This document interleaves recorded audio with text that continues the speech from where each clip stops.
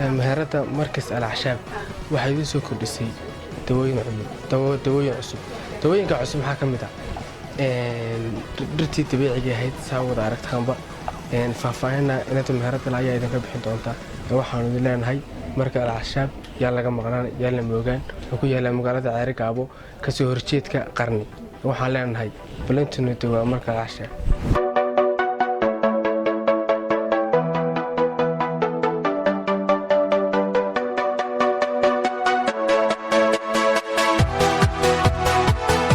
waxaan ugu bishaareynaa bulshada Soomaaliyeed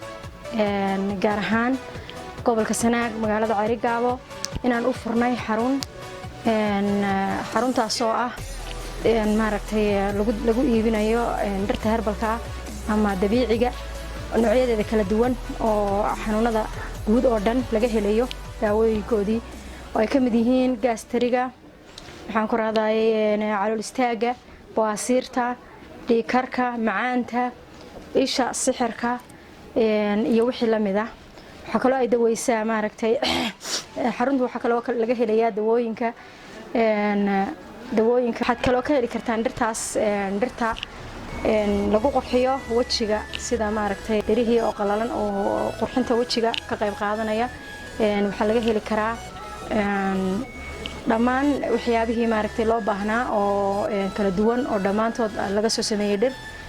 oo laga maarmi karo wixii kiimikada ahaa kareemadii baa laga heli karaa saliidihii tinta laga heli karaa oo burburka timaha burburkooda nafaqayntooda iyo bixintooda waxa kale oo laga heli karaa waxyaabaha loo baahan yahay oo dhan intooda badan waa laga helayaa dawooyinka aanu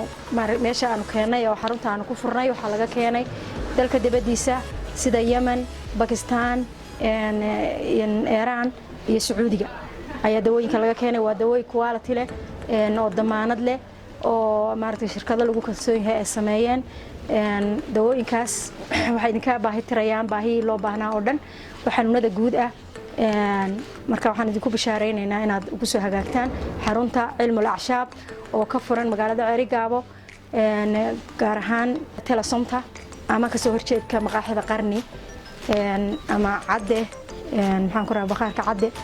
marka halkaas aad ugu soo hagaagaysan lambarada waxa weeye 4232585